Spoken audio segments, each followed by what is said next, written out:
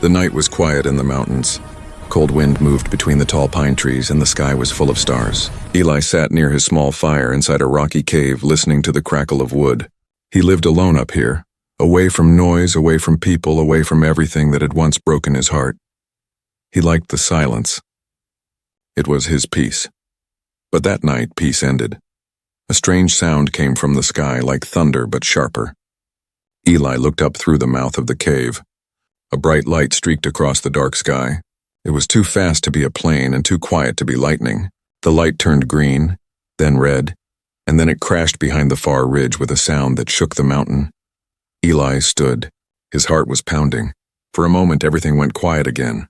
Too quiet. Then a wave of hot wind rolled over him, carrying a smell like burned metal. He grabbed his old flashlight and rifle, then stepped into the cold night. Snow crunched under his boots as he climbed toward the ridge. Smoke rose in the distance and a faint glow painted the trees silver. When he reached the top, he froze. A crater had torn through the earth, glowing orange and steaming. Inside it lay a broken sphere, smooth and shining like polished glass. Strange blue lines ran across it, pulsing slowly as if the object were alive. Eli's hand tightened on his rifle. He had never seen anything like this. It was not a plane, not a drone, not anything human. Then he heard it, soft, faint. A sound like a child crying. Eli's heart jumped. He moved closer, his breath fogging in the air. He shined the flashlight inside the sphere. The light reflected off metal and then onto something else, something small and moving. He stepped closer and gasped. There was someone inside, a small figure curled in the center of the pod. Pale skin that glowed faintly, hair like white fire, eyes closed, face twisted in pain. It looked like a girl, but not human. Eli dropped to his knees and pressed a hand against the smooth surface. It was warm. The crying stopped for a second, then the figure's eyes flicked open. They glowed like stars. Eli stumbled back, but the girl inside reached weakly toward him. The blue lines across the pod flickered, dimmed, and then went dark. The sound of machinery faded to silence. The pod's side opened with a hiss. Steam rushed out and the girl collapsed forward into the snow. Eli caught her before she hit the ground. She was light, too light, like air itself. Her skin shimmered faintly in the moonlight. Her body was covered in thin cuts, glowing blue at the edges. Eli didn't know what she was, but she was hurt and she was scared. "It's okay," he said quietly, though he knew she couldn't understand. "You're safe." The girl whispered something in a language he didn't know. Her voice was soft, musical, and sad. Then her head fell against his chest. Eli hesitated for only a second before lifting her into his arms. He looked at the broken pod again. Inside, strange symbols glowed for a moment, then vanished. He carried her back to his cave. The fire was still burning, giving off weak light. Eli laid her on a blanket and wrapped her tightly. She was cold, colder than ice, but her skin still gave off that soft blue glow. He cleaned her wounds with warm water, not sure if it would help. The glowing marks faded slightly, as if healing on their own. He sat beside her, confused and amazed. Who was she? Where had she come from? He reached for his old radio, thinking maybe he should call for help. But before he could, the radio came alive on its own. Static. Then, voices, not human voices. The sound was distorted, full of clicks and echoes, like something speaking through metal. Words he didn't understand filled the cave, repeating again and again. Eli turned down the volume, heart racing. The girl twitched in her sleep, whispering that strange language again. Outside, the wind howled.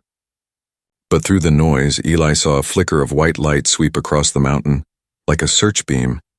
He crawled to the cave entrance and peered out, far above the trees. A large shadow moved across the clouds. It was not a plane. It was too big, too silent. Lines of blue light ran along its side. Another beam of light swept across the forest, closer this time. It passed over the crater, paused, and then turned toward the mountain. Eli's stomach tightened. They were searching for something or someone. He looked back at the sleeping girl. Her skin glowed softly, the same shade of blue as the lights in the sky. "Who are you?" he whispered. No answer. Only the faint hum of the radio and the wind outside. Eli slowly moved to the fire and grabbed his rifle again. Whatever had fallen from the sky wasn't over yet. He didn't know it. But helping that lost girl would bring the entire galaxy to his doorstep. And by morning, the stars themselves would be watching his cave. Morning came slow and gray.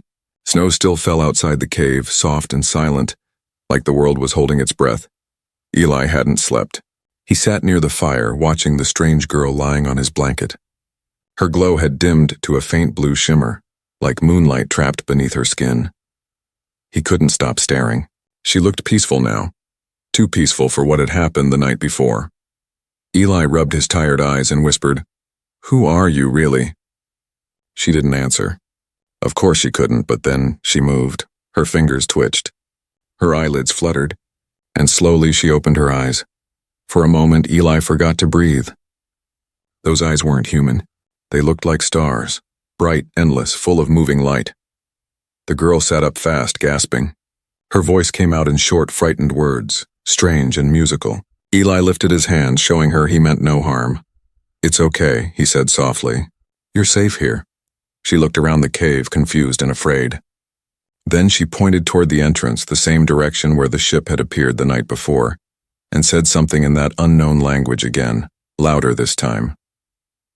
Eli shook his head slowly. "I don't understand." "You're hurt. You need to rest." The girl's breathing slowed. She looked down at her hands, at the glowing veins that ran beneath her skin, and whispered something that sounded like a name. Eli caught one word. "Lyra."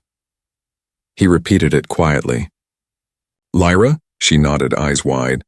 She pressed her hand to her chest and said it again, clearer. "Lyra, so that was her name." Eli smiled gently. "Lyra, I'm Eli." She tilted her head, confused. He pointed to himself. Eli, then to her.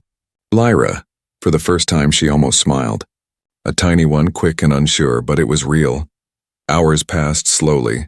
Eli gave her water and she stared at the cup as if it were something holy. She drank carefully, like she didn't trust it. When he offered her a small piece of bread, she smelled it before taking a bite, and her eyes widened in surprise. She liked it. Eli laughed softly. "Yeah, bread. Welcome to Earth, I guess." Lyra blinked at the word Earth. She repeated it, her voice curious. Earth?" He nodded. "Earth, my home." She seemed to think deeply about that, then looked toward the cave's opening again, worried. Outside, the wind had grown quiet. But Eli still saw faint flashes of light far away, high above the clouds. Something was still up there searching. Lyra reached into the torn cloth of her clothes and pulled out a small crystal device, no bigger than his palm. It glowed faintly blue, pulsing like a heartbeat. Eli leaned closer. "What's that?" She didn't answer, but when she touched it, the glow brightened. The light projected into the air, a small floating image full of stars and lines, a map that seemed to move on its own. Eli's eyes widened. "That's a map?" Lyra pointed to one of the lights in the hologram. It pulsed red, then she pointed to herself. Her voice trembled as she said, "Far. Home." He understood enough to feel a chill run down his spine. She was far from home, very far. The map blinked again, but suddenly the device flickered and went dark. Lyra gasped and held it tight as if she'd lost something precious. Then she looked at Eli, eyes full of fear. "They come," she whispered. "They come," Eli frowned. "Who?" But before she could answer, the radio on the cave floor came to life again. The same static, the same strange voices. Louder this time, sharper. Lyra's glow brightened for a moment, her skin reacting to the sound. Eli turned the knob, trying to stop it, but the radio didn't obey. The words weren't human. They were searching signals, repeating faster and faster. Lyra clutched his sleeve. "They find." Then the sound outside changed. It wasn't the wind anymore. It was deep, rhythmic. Engines. Eli ran to the cave mouth and looked out. Over the far ridge, dark shapes moved beneath the clouds, smooth, silent, and glowing. There were more of them now. He saw a beam of white light sweep across the forest again. Slower this time. Searching, he turned to Lyra. "Is it them? The ones chasing you?" She didn't speak, but tears filled her eyes. She nodded once, slowly. Eli grabbed his rifle and pulled the blankets tighter around her. "We'll hide. You hear me? We'll hide and they won't find you." Lyra stared at him, confused by his words, but she seemed to understand the feeling behind them. She touched his hand softly and whispered, "Thank you." The sound of engines grew louder. The light outside flashed against the cave walls. Eli took a deep breath, his pulse racing. Above the clouds, The stars began to move again, except now he knew they weren't stars at all. Lyra looked at him with wide, frightened eyes. "They not stars, Eli," she said slowly, her voice trembling. He stared at her. "Then what are they?" Lyra swallowed hard. "Hunters." The word echoed through the cave like thunder. Eli turned toward the light outside, gripping his rifle. Whatever had fallen from the sky last night was only the beginning. Snow fell again that night. The world outside Eli's cave looked calm, quiet, even beautiful. But above the clouds, death was moving. Eli stood near the entrance, his old rifle in hand, watching the strange lights crawl across the sky.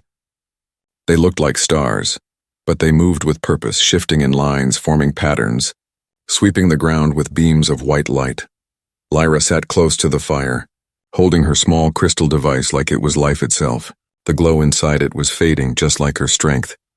"Lyra," Eli whispered. "What do they want? Who are they?" She looked up at him. For a moment she didn't speak. Then she pointed at the lights above. "Hunters," she said softly. "They follow me." Eli frowned. "Why?" Lyra hesitated, then pressed her hand to her chest. A faint blue pulse shone beneath her skin. "Power," she said. "Inside me. They want." He didn't understand everything, but he understood enough. Someone or something was hunting her because of what she carried inside. "Then we'll hide," Eli said firmly. "They won't find you here." Lyra looked at him with those star-like eyes. "No hide," she whispered. "They find everything." Outside, a low rumble rolled through the mountain. The air vibrated. Eli felt it in his chest. It was like thunder, but it came from above, not the sky. He peeked out of the cave again. One of the lights was descending, slow, steady, massive. A ship. Sleek and dark like black glass.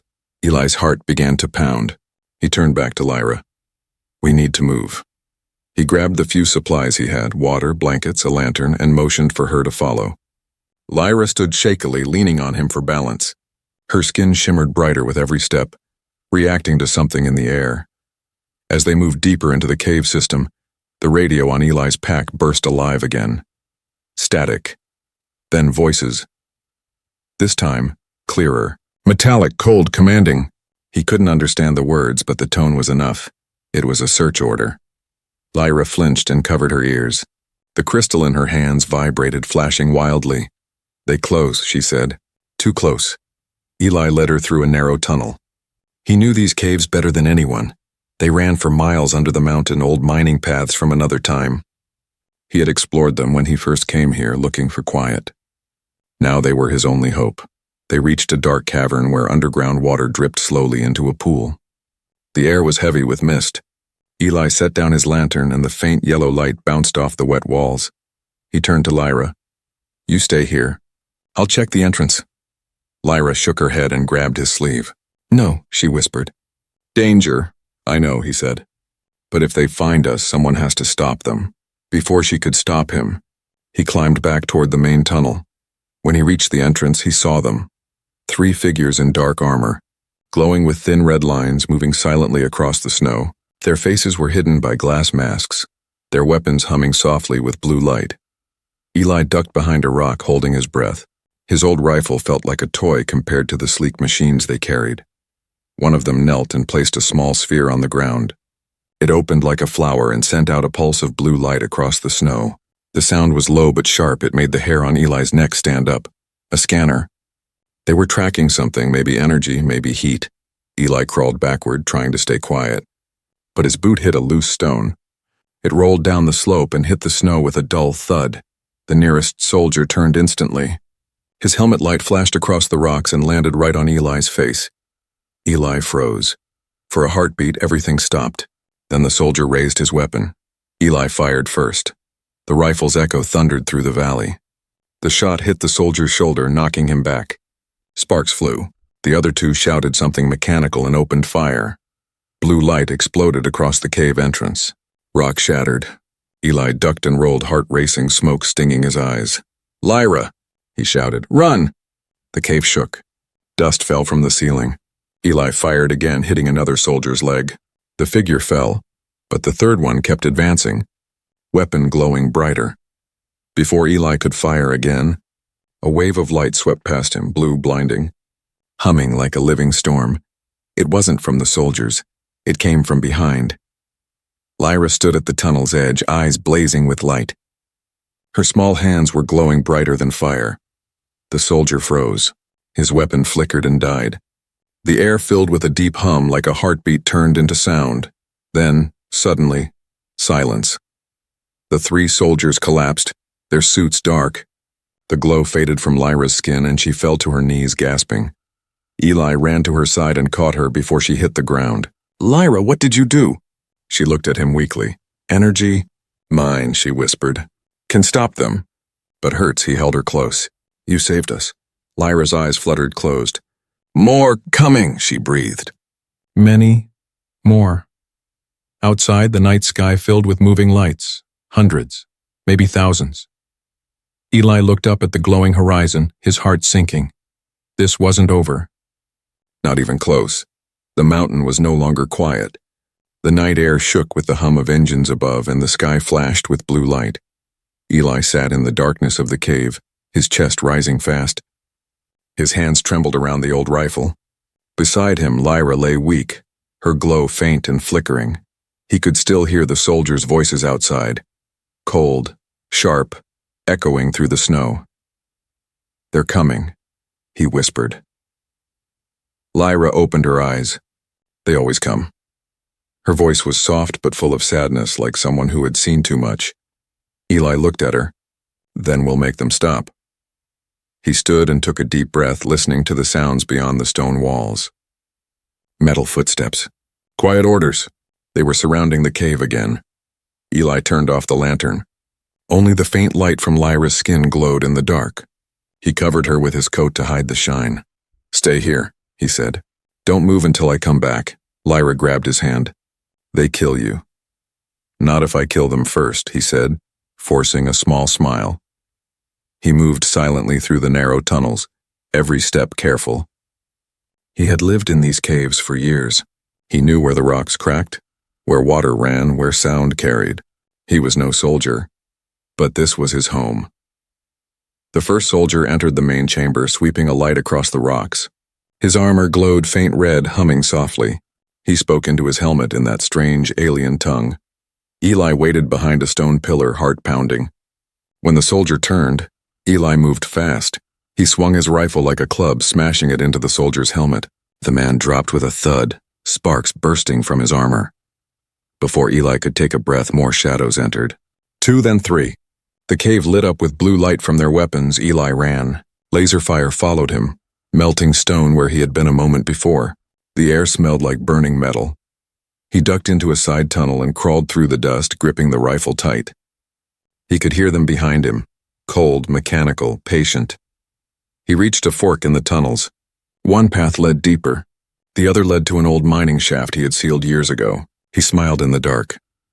Eli moved some rocks and revealed a narrow hole. He crawled inside and found a set of rusted wires. He remembered building a trap there long ago, a leftover of his lonely years meant to scare off wild animals. Now it would have to do. He connected the wires to a small battery and waited. The first soldier's light appeared down the tunnel. Eli threw a rock. The soldier turned toward the sound, stepping on the wire. A flash. A blast of sparks filled the tunnel. The soldier fell back, armor sizzling, smoke pouring from his chest plate. Eli ran deeper, coughing. The tunnel shook as another explosion echoed from behind. Dust rained from the ceiling. He reached Lyra again. She sat up weakly, holding the crystal device. Its glow was unstable, pulsing like a heartbeat gone wrong. "Eli," she whispered, "too many. Leave me." He dropped beside her. "Not a chance." "You don't understand," she said, her voice trembling. "If they catch me, they take my power. Then your world dies." Eli looked into her eyes, steady and calm despite the fear. "You fell on my land. That makes you my responsibility." Lyra stared at him, not understanding the words fully, but she understood the meaning. A single tear rolled down her glowing cheek. The ground rumbled again. Rocks fell from above. A beam of blue light shot through the entrance, melting stone like butter. Eli shielded Lyra as a blast shook the cave. The soldiers were firing into the mountain now. Lyra touched the crystal device. "I can stop them, but I may not survive."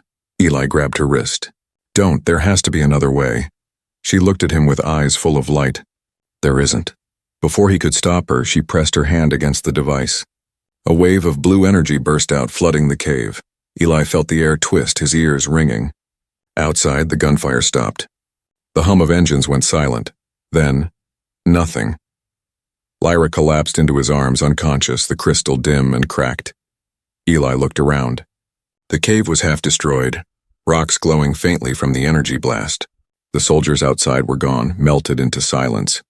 For a moment, all was still. Then, from far above, a faint sound echoed. A pulse, deep and mechanical, coming from the sky. Eli stepped outside and looked up.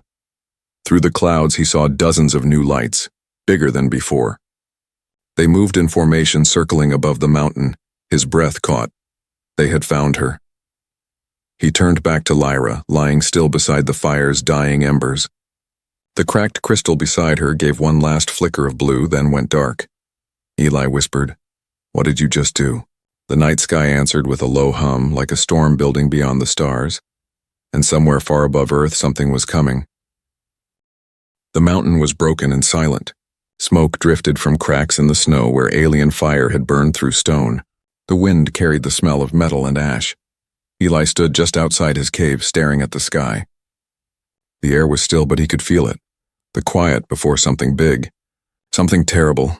Behind him, Lyra lay weak and pale. The blue glow that once surrounded her was almost gone.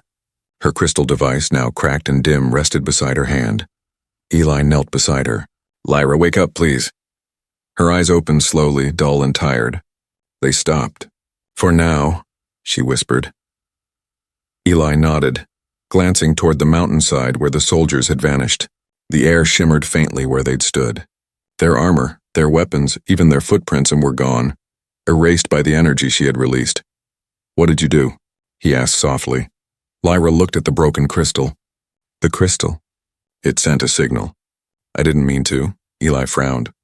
"A signal? To who?" Lyra's lips trembled. "Not them. Others. My people." The words hung heavy in the cold air. Eli stood and looked up again. The clouds glowed faintly, like lightning hiding behind them. "So now they know where you are?" She nodded weakly. "Yes, but it's not rescue. It's war."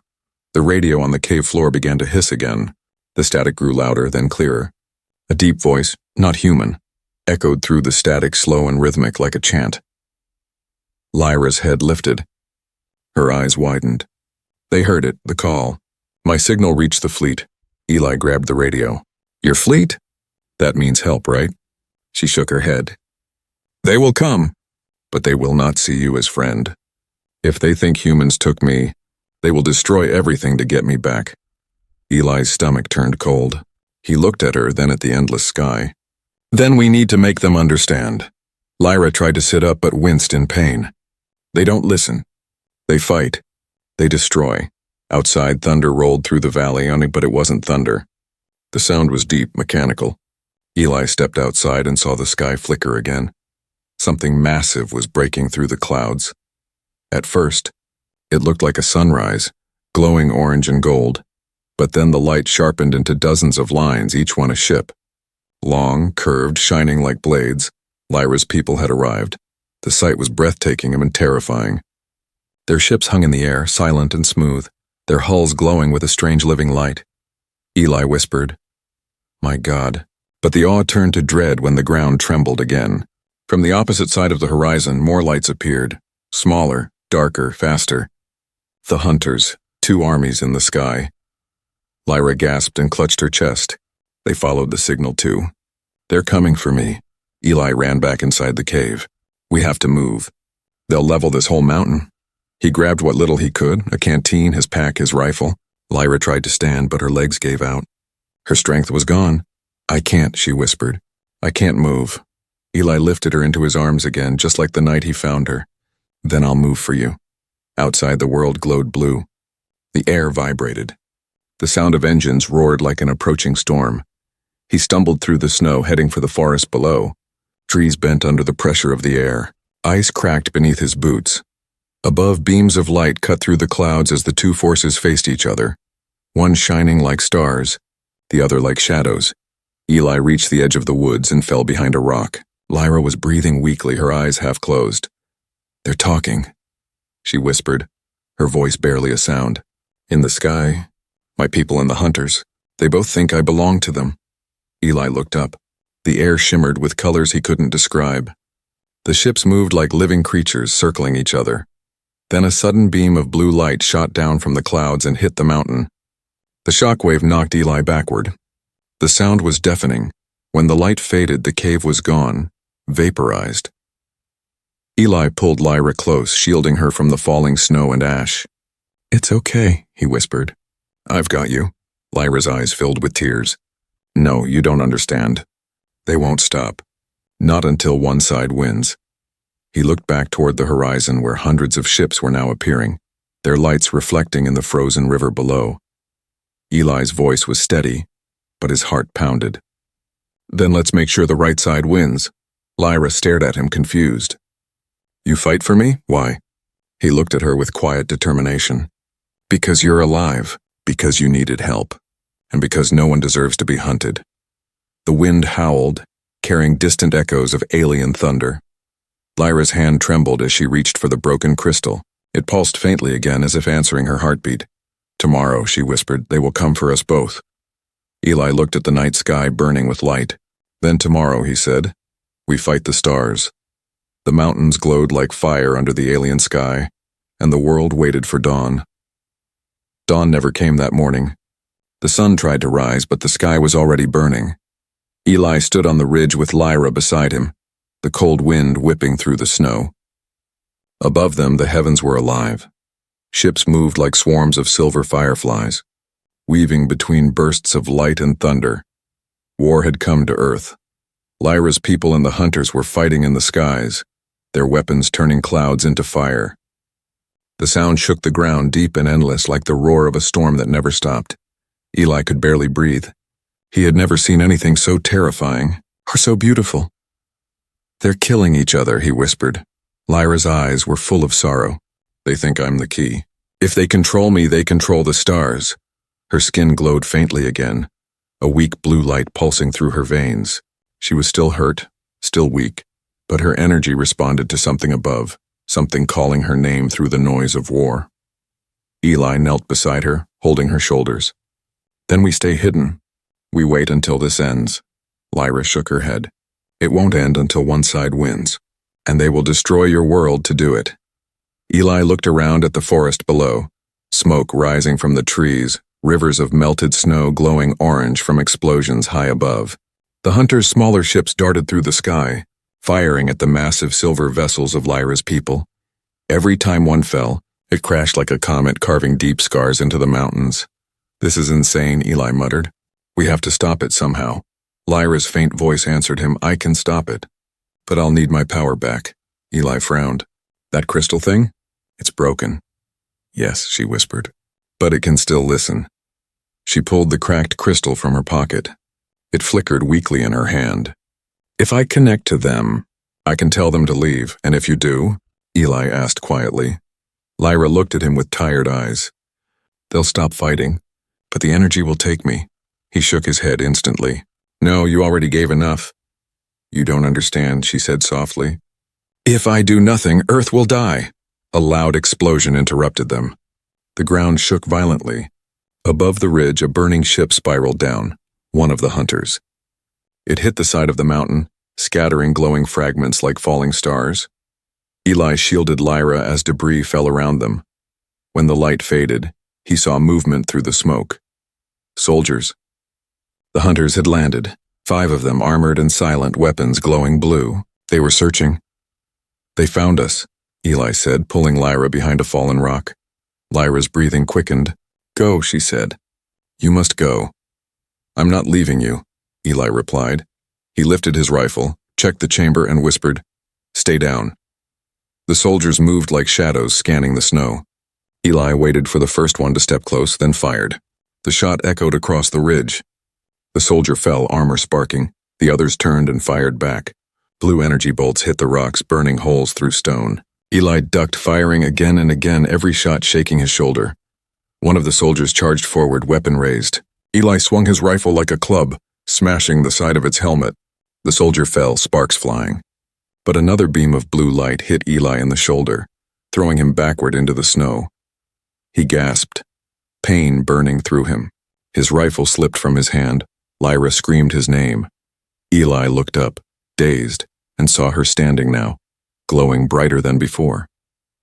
Her skin shone like liquid starlight, and the broken crystal in her hand burst to life. The hunters froze. Lyra raised her hand, and a wave of blue light exploded outward. It wasn't heat, not sound, and something deeper. The air itself seemed to freeze. The soldiers stopped moving, their armor turning dark as their weapons flickered out.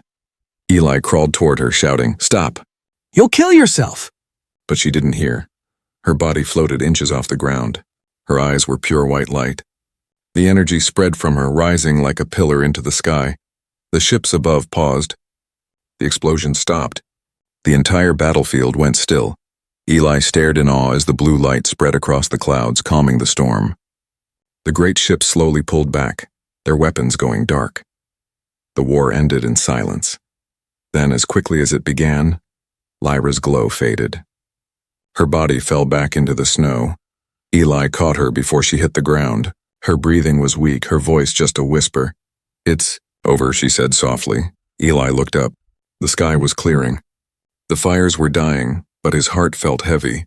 He pressed a hand to her cheek. "Stay with me, Lyra, please." She looked at him, her eyes dim but still full of that endless light. "I didn't know humans could be kind," she whispered. Her hand slipped from his. Eli held her close, surrounded by silence, the last blue lights fading from the sky. And then, from beyond the clouds, a new sound came, deep, powerful, and growing louder. Eli looked up in horror. Dozens of massive ships were descending again, larger, darker, and more controlled. 30 of them. They moved in perfect formation, surrounding the mountain like silent judges. Eli's voice trembled. "What now?" The air shimmered, and a bright light focused down on him and Lyra's still body. He was no longer just a man in the mountains. He was the center of a war between the stars. The sky was no longer dark. It blazed with the glow of 30 ships, each one a giant shadow of silver and blue, hanging over the mountain like gods made of light. Eli stood in the snow, clutching Lyra's body close to his chest. The cold bit through his torn jacket. His shoulder burned where the hunter's blast had hit him, but he didn't feel it anymore. All he could feel was her heartbeat. Slow, faint, fading. He looked up at the massive fleet above. "You came for her," he whispered. "You came too late," the air vibrated. A deep voice filled the valley, not spoken but inside his mind. It was calm, commanding, and ancient. "Human," it said. "You hold what belongs to us." Eli looked around, confused. "She doesn't belong to anyone." A column of blue light shone down from the sky, surrounding him. The snow melted where it touched, turning to steam. From within the light, a tall figure appeared, floating, shimmering like glass. Its face was neither man nor woman, more like a shape made of stars. Its eyes glowed with the same light as Lyra's. "She is one of us," the being said. "A child of the Starborn. You have interfered in matters beyond your kind." Eli tightened his grip on Lyra. "I didn't interfere. I helped her. She was alone. She was scared." The being tilted its head, studying him. "You risked death for one who is not of your blood. Why?" Eli stared at the glow, his voice shaking but strong. "Because no one deserves to die alone. Not even someone from the stars." For a moment, the light flickered, almost like surprise. The being turned its gaze to Lyra, whose glow was now almost gone. "Her energy is fading. Without us, she will cease," Eli's voice broke. "Then save her." "You can do that, can't you?" The being's light dimmed. "If we take her, she will live. But she will forget everything of this world, including you." Eli's breath caught. He looked down at her face, pale and still, but peaceful. He brushed a lock of white hair from her eyes. "Will she be safe?" he asked quietly. "She will live among the stars again," the being answered. "She will not suffer." Eli closed his eyes. His throat tightened. He wanted to beg, to scream, to say no, but deep down he knew. Lyra didn't belong here. "She never did," he whispered. "Then take her home." The being extended a glowing hand. Blue light surrounded Lyra, lifting her gently from Eli's arms. He reached for her one last time, his fingers brushing her cold hand. Her eyes fluttered open for a second. Eli, she whispered weakly. Don't be afraid. He smiled through tears. I'm not. Go on, Lyra, go home. The light grew brighter. Her body dissolved into a mist of blue energy, rising toward the ships above. The air filled with a soft hum, like a song made of wind and light. Then she was gone. The being turned back to Eli. You have done what few of your kind would do. You protected one of us with no thought of gain. Eli's voice was steady, though his heart was breaking. I didn't do it for reward. I did it because it was right. The being seemed to understand. Perhaps your kind is not as lost as we believed. It raised its hand, and a beam of white light burst into the sky. The ships began to rise one by one, disappearing into the clouds. Before the being left, it looked at him one last time. When you look to the stars, remember, they look back, and then it vanished. Silence filled the mountain. Snow began to fall again, soft and gentle. The sky cleared, showing the faint traces of dawn. Eli stood alone in the snow, staring at the empty sky. His rifle lay broken beside him. The fire in the cave had died. He sank to his knees, exhausted. Everything was quiet now, the kind of quiet that felt too big for the world. For a long time, he just breathed, watching the sunrise climb over the ruined ridge. Then, slowly, a light appeared in the distance, not from the sky, but from the ground. Eli looked closer. In the crater where Lyra's ship had fallen, something glowed faintly. He walked toward it. It was a single shard of the crystal, small, cracked, still pulsing with that soft blue light. He picked it up, holding it in his palm. The glow warmed his hand. For a moment he thought he heard her voice, faint, gentle, echoing in his mind. Thank you. Eli smiled. You're welcome, Lyra. He slipped the shard into his pocket and looked at the sky one last time. The stars shone brighter than ever, as if they were watching. And somewhere up there, among them, he hoped she was watching too.